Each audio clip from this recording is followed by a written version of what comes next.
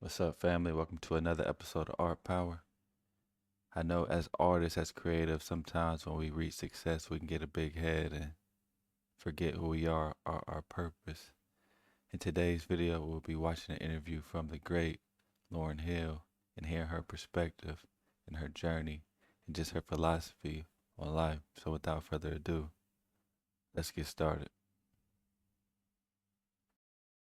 Happens in a time. There's a time for everything. There's a time to be in a group, and there's a time to be solo. At least there was for me. If I had had it my way, I would have been in the group forever. I enjoyed the group atmosphere. I thought, it's so good to have two guys on stage backing you up. But the interesting thing about entertainment is that when you're struggling, everybody goes in with the same goals. But somewhere along the success area, you start to look at everyone around you and go, wait a minute, where are you going? Where are you headed? Because I'm going this way. What happened? I thought we were all on the, and sometimes success can do that. Sometimes it really illuminates, creative differences, spiritual differences, emotional differences.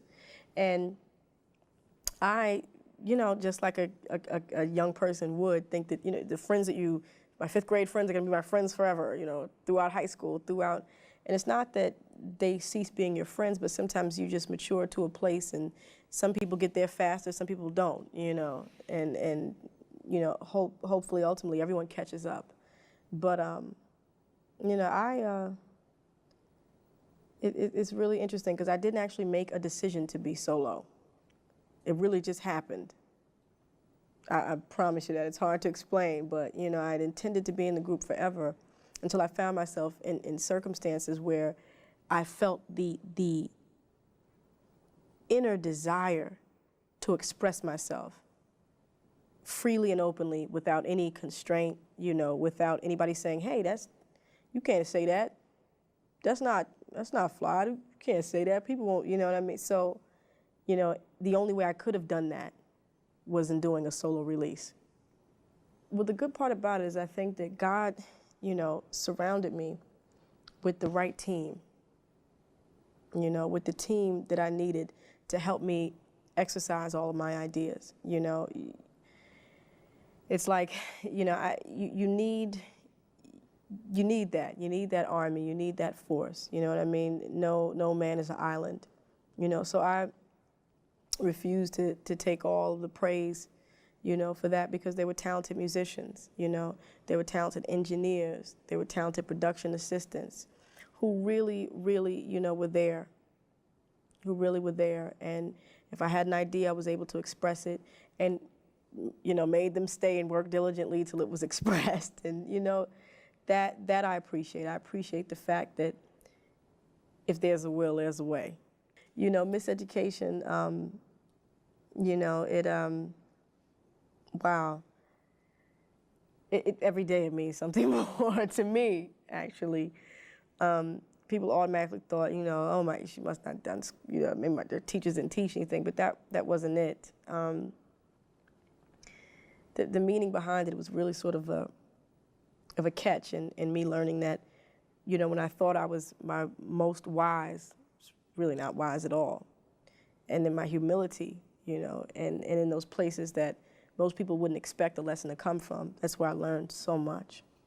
And, and so I termed the phrase miseducation, not because it was a miseducation per se, but just because it was sort of contrary to what the world says is education. It was this education that came from life and experience, and not necessarily academic, all academic, but related to living.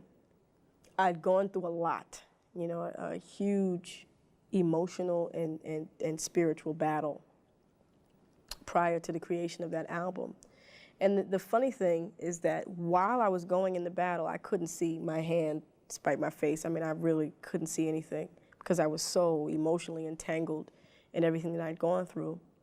But it was like once I was delivered from that situation, and once I got the perspective, was able to look back at heartache and look back at pain and disappointment, for some reason, I hate to cut it, but like it's one of the things I want to say here is that like there is no logic when emotions are in the way, and that's something that we have to keep in mind when we're in conversations or just every day in life in general. Like our emotions come first and logic comes after. So just something to keep in mind. There's very few people who can cut emotion all the way off. And we know what society labels them as. It all was so clear, you know. It was just like the picture started to form itself. The songs started to create themselves. I was able to look back and be a narrator of my own situation. But the interesting thing was that it couldn't happen while I was in the middle of the confusion. It was about a young woman, in the music industry, and the pitfalls, the snares, the traps, and they don't stop. They keep coming. They don't stop. I think that because I grew up in such a loving family structure, I thought that everybody did. And therefore, I thought that everybody reaped the benefit of that love.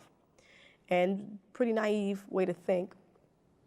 And so I learned very important lessons about people and their voids. And how when you have voids, like a black hole just sucks, and consumes everything into it, And I met a lot of those people. Here I was, this ship. I just want to love, and I met a lot of black holes, a lot of people with a lot of deep, deep, painful voids, and, who found it easy to take advantage and to manipulate and to deceive someone with me who just, all I want to do is love. I had to learn from those things, painfully, but even now I thank God for correction. I even thank Him for hardship because it shows me exactly where I am, where I was, and where I need to be. So it was important. It was a very important record. Interestingly enough, that record was all about what I feel, and it's going to be interesting to see what the next record becomes, because that will probably be about what I think, as opposed to what I feel, everything that I feel, It'll be what I feel still, but it's also going to be something conscious. A lot of that was unconscious creation, unconscious creativity, because I was so overwhelmingly emotional. It was just like I just had to write about this. Every time that God navigates my ship, there's nothing cerebral going on. There's very little, there's very little thought. It's almost as if I have the directions. Every time I try to do it myself, I'm conjuring up my own concoction and trying, it's a little more difficult to do it that way because it takes a lot of thought, it takes a lot of energy. But it's like when I'm led, it kind of really is just it's all there and it's clear. These are your orders. Just go forth and carry them out. And so I was going to say, that this album gets to be what I think, but I don't know. Who knows? Who knows what that will be? Because I think that what I've consciously decided to do is be patient and wait for those instructions again, as opposed to the instructions from the record company. I can't, unfortunately, I can't fulfill their needs. I can't, because it's devoid of all feeling, you know what I mean? I have to make sure that what I create, I never want to condescend. There are a lot of people who condescend to the audience. They just think, oh, they like anything. Just throw a beat on it and put your voice on it. But if it doesn't move me, then I don't think it's worthy enough to put out there and move someone else. You know what I mean? Like it has to be something that is personally, is something that I need personally. That's my barometer for whether or not it's good for the people. Not just anything, just make a beat, it's hot, throw it out there. That I can't use that barometer. That doesn't work with me. I personally don't feel the pressure. The pressure is out there. Yeah, but I don't feel it. I really, really don't. You know, it does exist. Everyone, you know, I see people, hey, where's that record company? You coming? You know, you can't leave us hanging like that. We need something else. Or the record company, or the window of opportunity is almost closed. But I just don't think that those rules apply to me. And not because of me, but I just think that it's something spiritual and something bigger. And I think that if you respond to the needs of the people, you know, that's timeless. There is not a window of opportunity for people's needs. My whole life, at a certain point, was studio and you know, studio, hotel, stage, hotel, stage, studio, stage, hotel, studio, stage. You know, and I was expressing, I was expressing everything from my past, everything that I had experienced prior to that studio stage time, and it was like, you know, you have to go back to the well, you know, in order to. You know, in order to give someone something to drink, you know, you can't. I felt like a cistern, you know, dried up, and like there was nothing more, you know. And it was so beautiful because normalcy. I returned to a normal situation with my children running around, screaming, you know, and it was wonderful. And I walked down the street and I went grocery shopping and I loved it. Every minute of it I love. I find, you know, even when it's raining, I just go outside, I look outside, and I'm just so blessed to see it and to experience it, because for such a long time I was just indoors. The whole concept of success to me is a little bit warped. Because what are you being successful at in your house trap? That's not successfully living. You know, I don't buy into that whole concept of success, that I have this mountain with this moat around it, and then I get into my, you know, my big car and, you know, and drive to my destination and never see people. That's not my concept of success. You know, my concept of successful living is escaping the matrix, as we talked about, you know. It, you know, it has very little to do with what people think success is. I actually feel successful right now, even though, you know, I don't have an album out or a video or a song on the radio, because I'm trying to be obedient to his will. I'm trying to be, you know, a loving and caring mother, a loving and caring wife to be, a loving and caring daughter, a loving and caring friend, a responsible person. And every day is another opportunity for me to be successful at that. The other stuff, I think it'll come. I think, you know, I don't think, I know, you know, there are certain gifts that each of us have. You know, the gifts we don't have to worry about so much, because God gave them to us. It's the living, it's the life, it's the now. You know, it's wisdom without understanding is, what is it? You know, how do you're so wise, you're so intelligent, but how do you apply that to your life? Is your life in turmoil? I was born in East Orange. I lived in Newark for a brief time, moved to New York for a short period of time, and then moved to South Orange.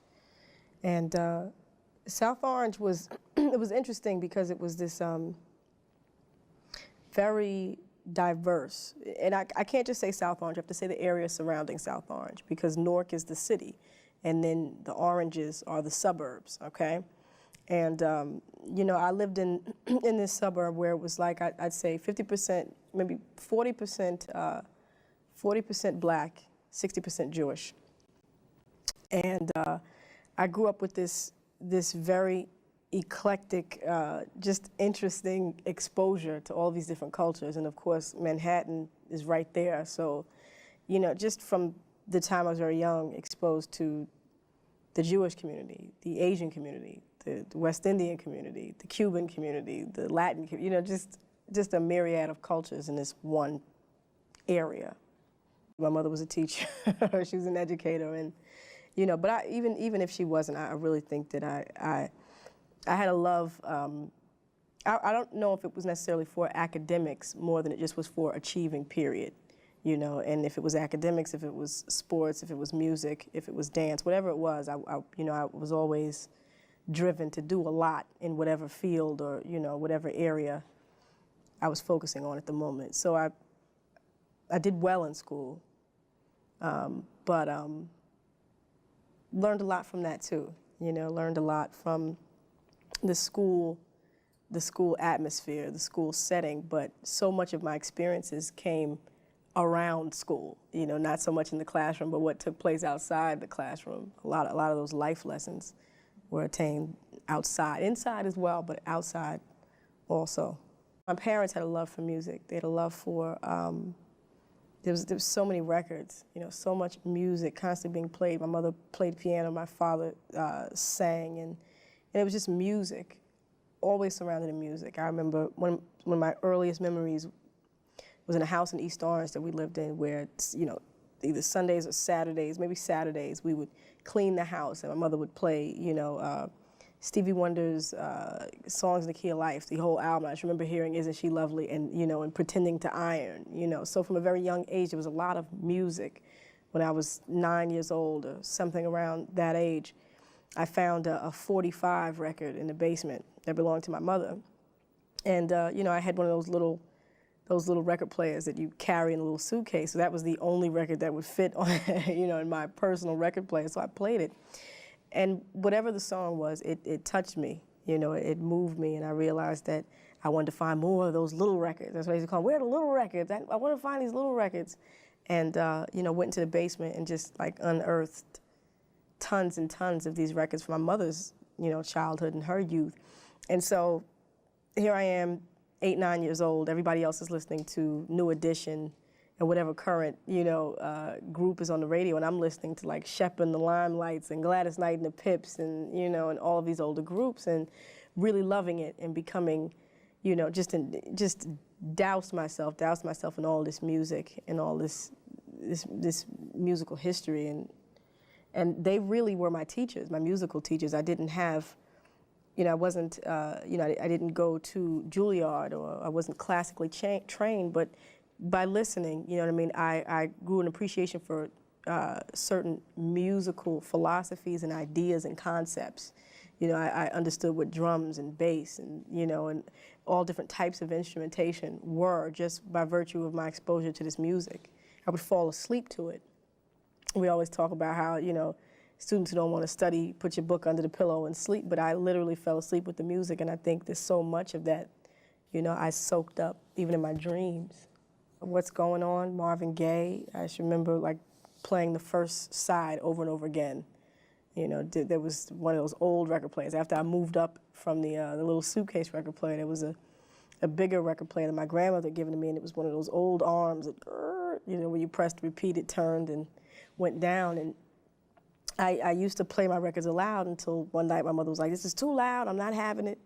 And so I put on headphones, but in order for me to listen to the records, you know, the headphones didn't stretch all the way to my bed from the record player. So I had to sleep on the floor in order to hear the records. And that's where I slept until college.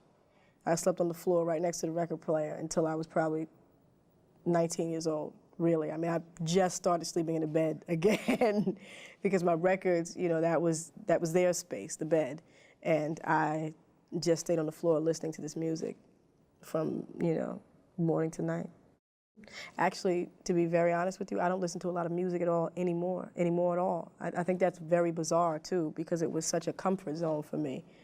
But I don't know if I had my fill, you know, but I don't listen to a lot of music anymore because I'm creating it now. You know, everything takes place in a season. There was a season where that's all I did was listen. And now I'm just in a place where I don't listen, I create. And if I do listen, you know, there are specific things that I listen to, and for specific reasons. I'm no longer listening for the, you know, I rarely, I don't want to say I no longer, but I rarely listen for the sheer pleasure. I'm listening for the tool. I'm listening for the instrument. I'm listening for the art. I'm listening for, boy, that was crazy what they just did. Boy, that changed, you know what I mean? It's very weird. I think that part of that is why I'm making music now, is to make it for other people to listen to for pleasure, and hopefully later on, maybe they'll listen to me and they go, well, that bass line, boy, did you hear the way those drums interacted with that, or that change? You know what I mean? So, You know, I think we all have a certain corner to hold. We earlier this year, Curtis Mayfield passed away, and there was a memorial. And they asked me to sing at the memorial, and I was realizing that what Curtis represented in the '60s and '70s. You know, it's like there's a season, and it's not really about the messenger per se. It's more about the message and how he had a time where he had to hold it because there, you know, other people were singing love songs and other things. You know, he had a very political, you know, spiritual message. And even though it was entertaining and you enjoyed it and you could dance to it, you know, there was this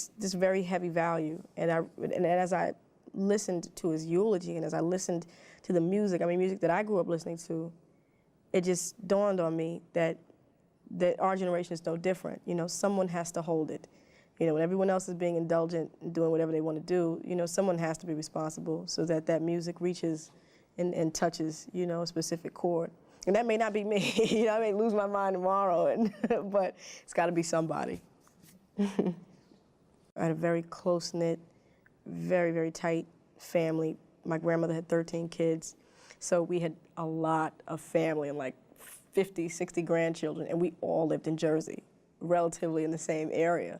So every time there was something, you know, my entire family was there, and I just knew that everybody's family was like that, you know, and we were always there for each other. There was a lot of love. My grandmother was such a matriarch that, like, you know, it just, through her children and then their children, you know, this love, this family structure, this close-knit family structure was implanted in all of us. And it really helped to give me the confidence to know, you know, that you have, you know, family to go back to is a help. And it doesn't always happen biologically. You know, sometimes, you know, God gives you family in other forms. But I was very blessed to have a very strong biological family, you know. My brother's so funny. Every day, yeah, I just remember a lot of the things that we did growing up. As a matter of fact, he was my first group. We were a music group together. We were the first group. We had a song called Let's Be Friends, and he played the acoustic, and I sang, and it's a pretty bad song, but, but you know, those early seeds are planted, you know, they were planted, definitely. I would get my books via my mother's reading. I would sit there, she would read certain books, and I would go, now tell me about it. You know, and I'm sorry that I didn't pick them up myself. I didn't do that until a little bit later. I think as a child, I was into, the Beverly Quimby type, you know, Ramona Quimby, no, Beverly Cleary, yes. You know, I mean, and yeah, Ramona Quimby, age 8, and things like that. But, you know, I was never an extensive reader until late. I mean, I tried, you know, not to have a day pass where I don't read something from the Bible, for example. It's like my sustenance to me. If the entire week is a battlefield, you know, it's like reading that is sort of like that parachute with the box of, you know, reserves that comes, you know, in the middle of the war, and you have food and water and the toothbrush and toilet paper, and you're just like, thank you, you know. So my reading, you know, is definitely, I was very active. I was always all over the place trying to do a million things, you know, just into this activity. You know, you asked me when I was 14 what I wanted to be. Activist first. It's my occupation. I am an activist. Yeah, after activist, it was, you know, I need to be a doctor, and then I'm going to minor in law, and, you know, this double major, and until I got into college, and I was like, whoa, wait a minute, wait, you know, I haven't even picked a major yet, and this is, you know, this is responsibility, and perhaps I should focus. And every day is a lesson in focus for me, you know, and not buying into sort of the world's concept of what you have to be. You know, I'm really try every day to be individual, and not just in, you know, my style or my look or my music, but in my approach to life. You know, even, you know, I don't want to be religious. I want to be spiritual. You know, anybody can be religious. Some people jog religiously. You know, you don't want to be that. You want to be spiritual. You want to have a relationship with God as opposed to doing what everyone else does. And it just, you know, it's about having that unique approach and finding out what works for you, and if what works for you may not work for someone else, you know. But that's exciting. When they could have easily said no, or we have no interest, you know, we're not going to drive you to this audition. No, you know, we're not going to allow you guys to practice and play the music in the living room, or, you know, when they could have easily done that, they didn't. And just very, very meaningful. I mean, my parents, you know, really took a heavy, you know, very serious interest in my creativity from the time I was very young, and not for the sake of, you know, they didn't know what would come of it, just because I enjoyed it, you know. And to me, that's a reflection of love, when someone can see you enjoying yourself and want to participate or want to encourage or want to help you to do something that you enjoy. You know, it wasn't about making her a star. It was just, hey, she likes to do this, let's support it.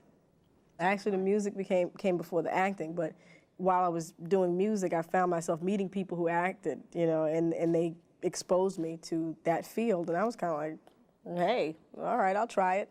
You know, always thinking, well, music is my first love, and I just stumbled. I mean, when I tell you I stumbled upon all this, actually I didn't stumble because there are no accidents, but I did not, you know, I didn't have that intense ambition to be a musician or an actress. You know, I just enjoyed it, you know, and if there was an opportunity, hey, you know, I'll go.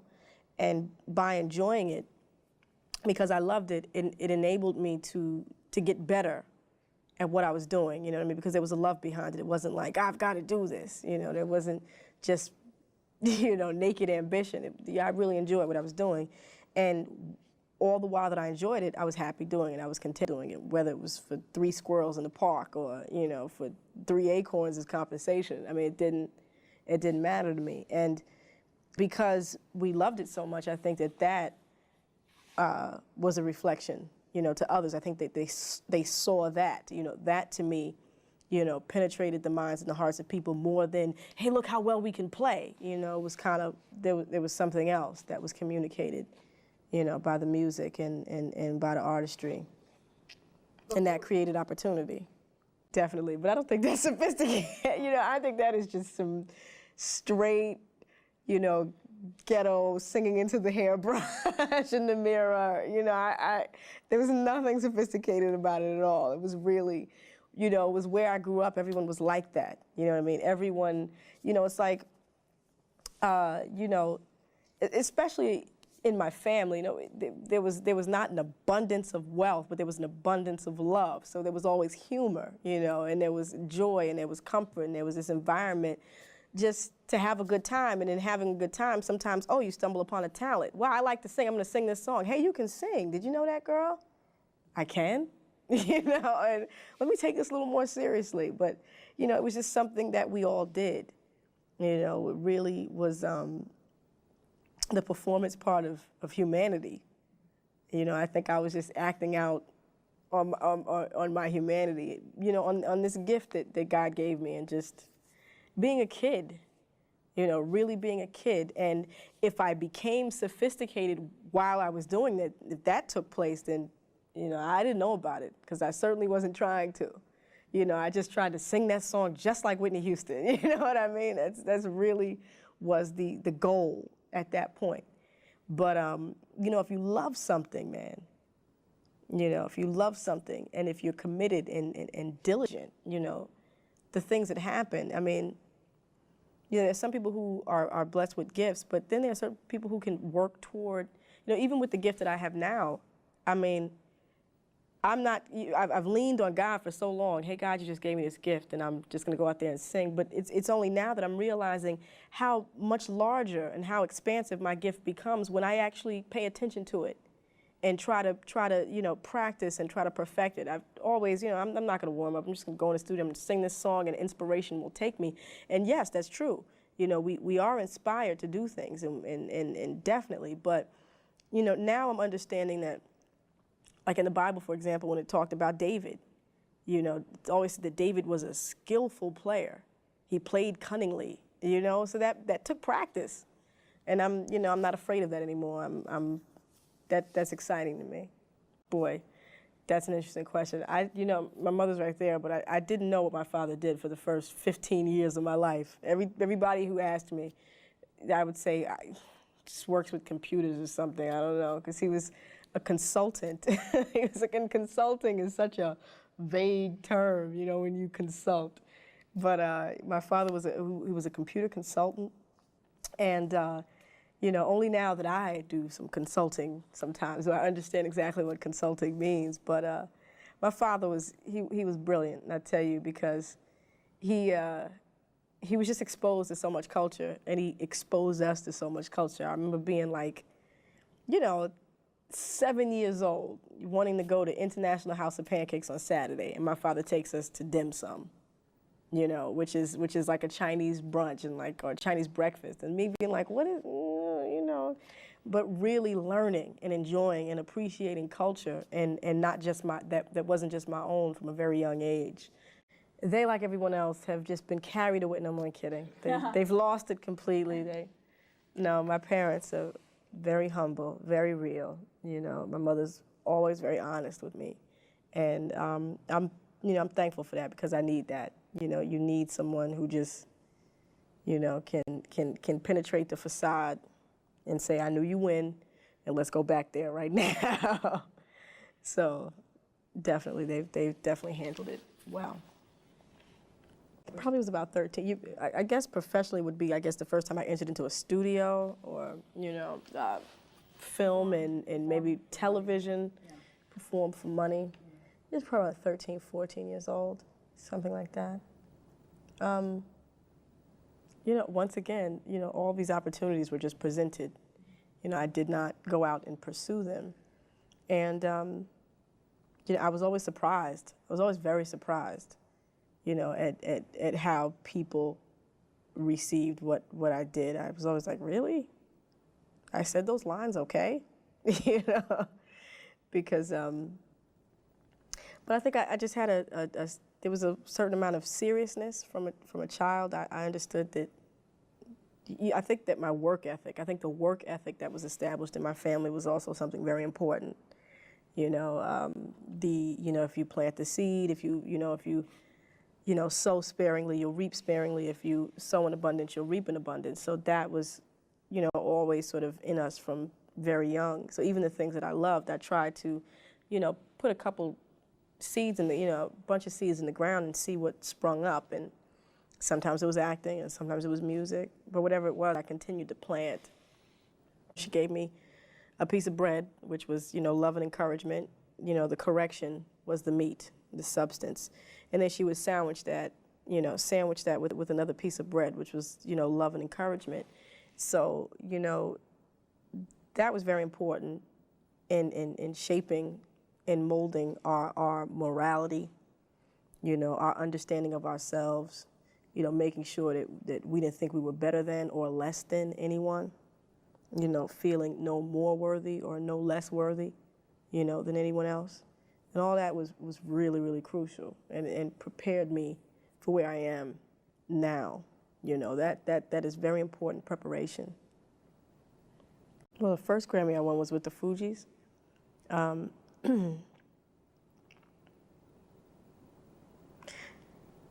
Oh boy, I'm not good at these answers, because, you know, I don't know the response for that one. I guess I was honored, you know what I mean? But the honor to me has less to do with the award. You know what I'm saying? To me, that translates in the relationship that I have with the audience, and if my music is helpful to them. You know, that's the award, you know, and that, you know, if I never won a Grammy, you know, I would be satisfied if in fact I could help people, because it's really, really not about that. And I don't say that because it sounds like something cool to say. I mean, really, you know, if those Norris people knew how we treat, no one kidding. My mother has that stuff, all the awards and stuff, because, you know, if I walked downstairs every day and I saw all my achievements, it would be so easy to become complacent. Oh, I've got all of these, and look at those. don't need to do anything else. But life is continued work. It's constant learning. The whole concept of retirement, I don't even buy into. You know, we should constantly be working, maybe not physically working, but we could be spiritually, emotionally working toward bettering ourselves and bettering the lives of others around us. So I get really afraid of those little comfort, those things that make us feel like, we did something great. Because I've done nothing. I've done nothing. And I mean that sincerely. There's a time for rest, but I don't believe in getting comfortable just because everyone says you've arrived. That's not what it's all about. Once you compromise yourself in one way, you compromise yourself in another way. And you've just opened the door to,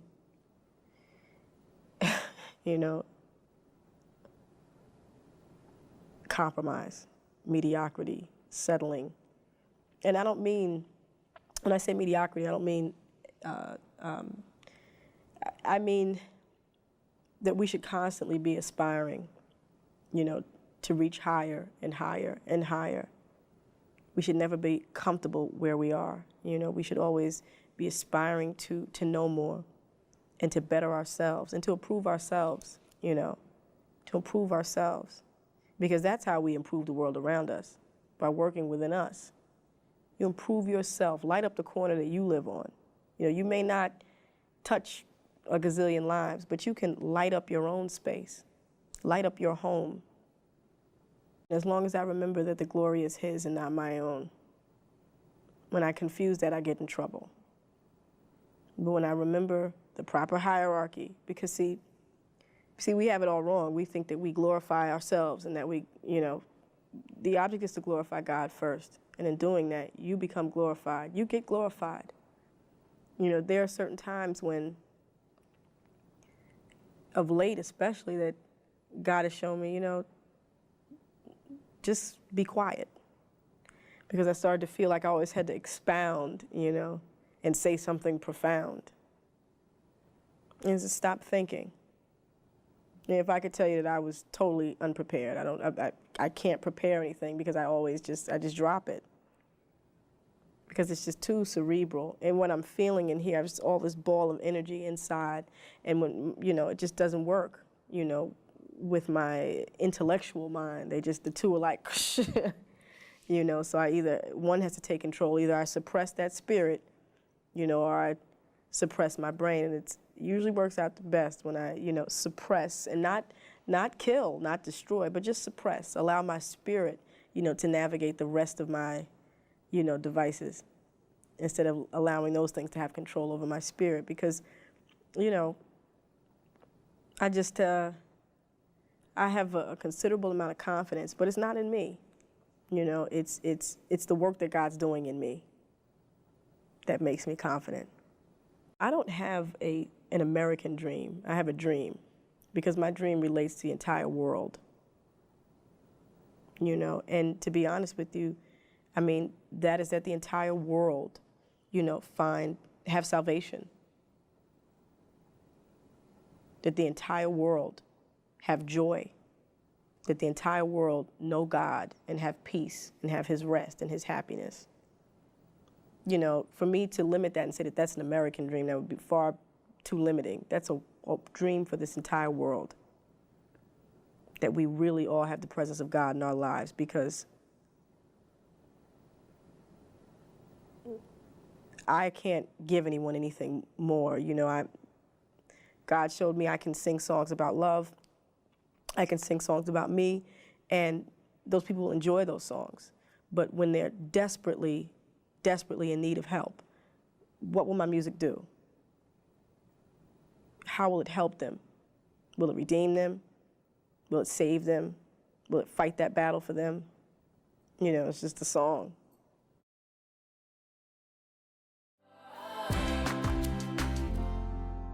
Kick. Mehr als du denkst. Geschmolzene Belgian Chocolates. Behutsam in seidige Eiscreme eingerührt. Bad shade. Man, I didn't really interrupt at all because I didn't need to. I didn't have anything to add. I felt like all the thoughts were complete. I felt like the words that she was speaking were my own, about most of the things.